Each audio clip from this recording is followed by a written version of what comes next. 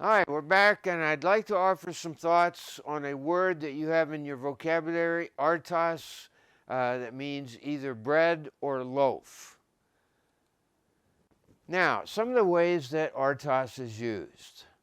Literally and specifically as bread, as food, or a loaf of bread. It's used in the temptation narrative, speak to these stones, or command that they should become bread. It's also used when the head of a household opens a meal by taking a loaf, breaking it, distributing it, and it's used, for example, with the feeding of the 5,000. And we also need to be reminded of the fact that in the Middle East, then as well as today, bread is the staple food for the Middle East world. Now, since bread is the most important food, it can be translated simply as food. In Luke 15:17, the son in the far country, he's thinking about the hired hands at his father's household, and he says they have more than enough bread, meaning food.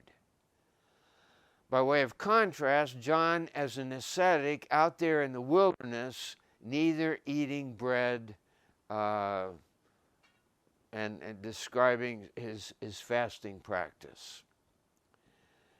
In Luke 14:1, it means to eat or dine, to eat a meal on the Sabbath.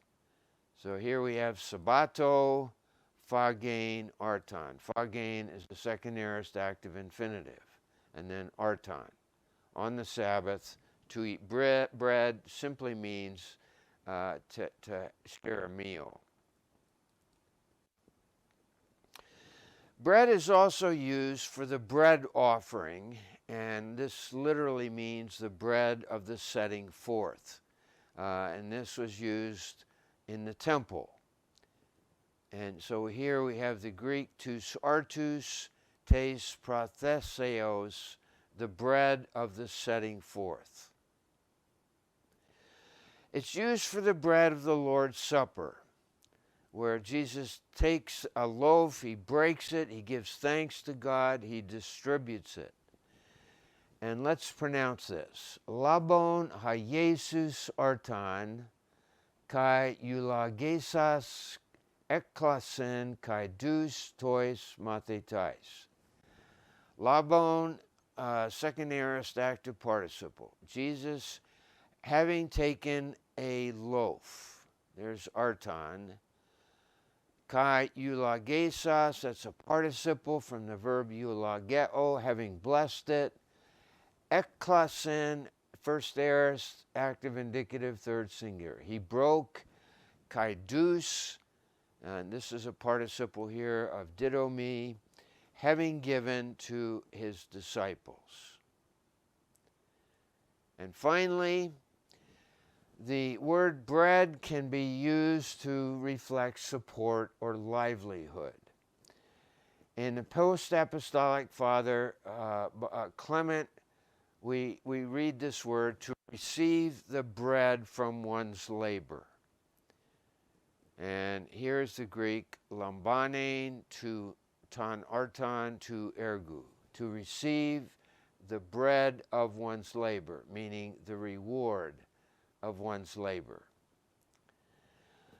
Now, it's also used for the eternal bliss that's to be found in the enjoyment of the Messianic banquet. We have a person at a meal who says this, how blessed is the one who shall eat bread in the kingdom of God. And let's pronounce this. Makarias hastis phagatai artan ente basileia tu theou. Blessed is the one who shall eat bread in the kingdom of God.